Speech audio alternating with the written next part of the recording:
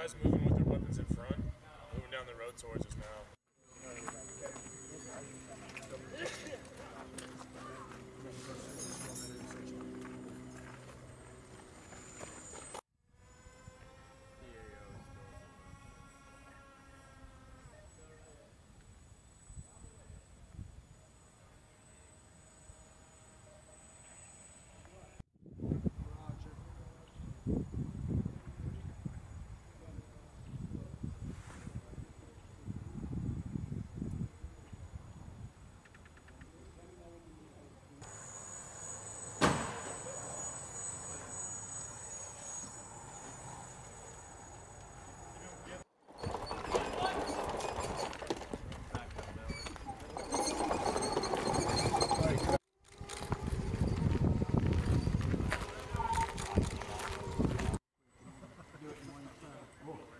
She was videotaping the guys come out like.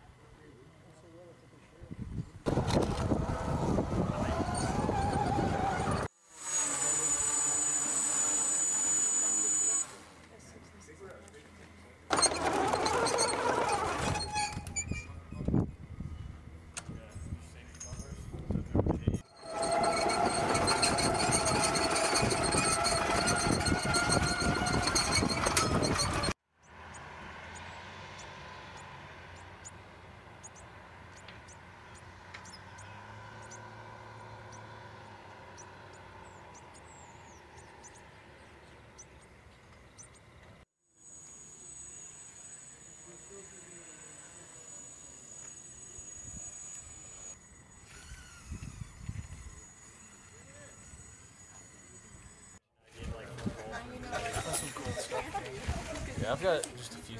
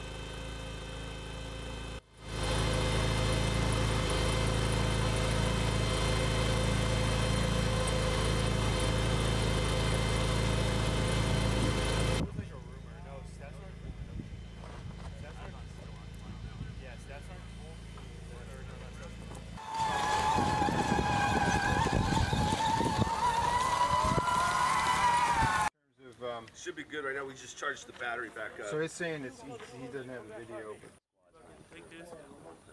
So we're just going to have them use one per squad. So, do you have them set up? Can you break them out real quick so she'll get them to pick them up? Oh, yeah.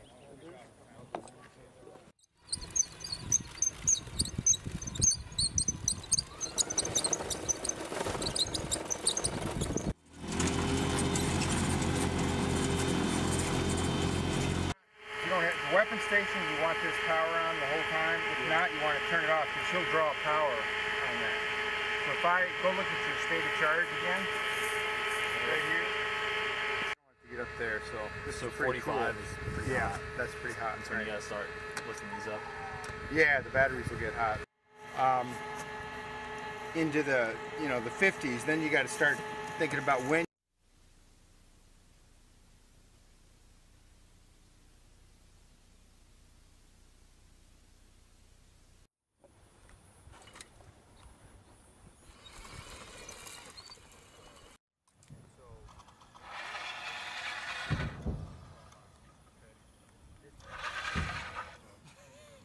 this is an enabler. It's a force multiplier, and it'll preserve and combat power, from a safety standpoint, but it'll also allow them to cover more area, larger area of influence.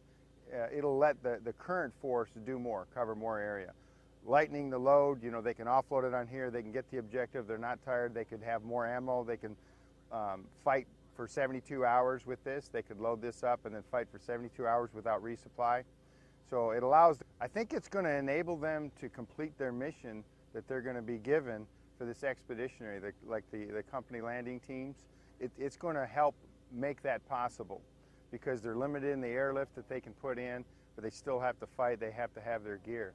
So I think it's an enabler for the upcoming missions and the expeditionary profiles that they're looking at. This is the General Dynamics Land Systems Multi-Utility Tactical Transport, or MUT. Okay, so yeah, so this is the tracked version of the 4x4. You can swap out wheels. The wheels are also effective. The tracks are good for floating on mud and snow and sand. And there's also a 6x, so 6 wheels, 6 driven wheels, and then an 8x, which is 8 wheels. And those are really filling the gap filled by the original M274 Mule.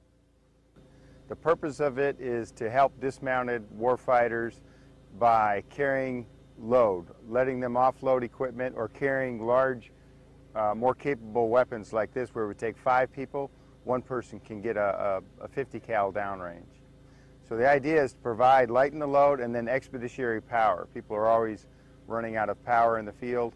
This will allow them to bring more gear, more batteries, or a charger to charge up their batteries. Today, what we're doing is a final exercise. For the past 6 weeks, these Marines of Kilo 35 and McWill have trained to the technologies that we're integrating. So at the Marine Corps Warfighting Lab, we test and evaluate future concepts and technologies. We have a concept-based experiment that we're doing.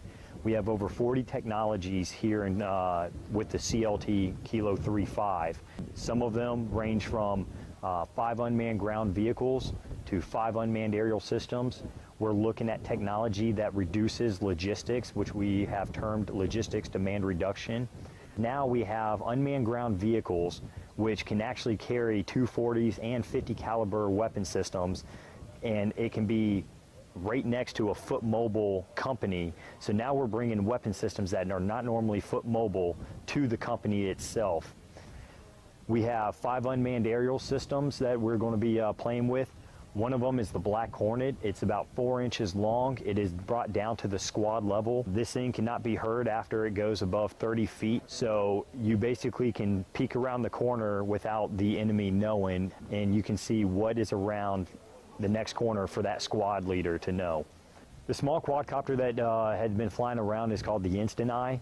It has 3 cameras that allow it to see straight ahead, 45, or straight down. You can reach out and see what's coming at you and what you can be expecting here in the next 100,000 meters.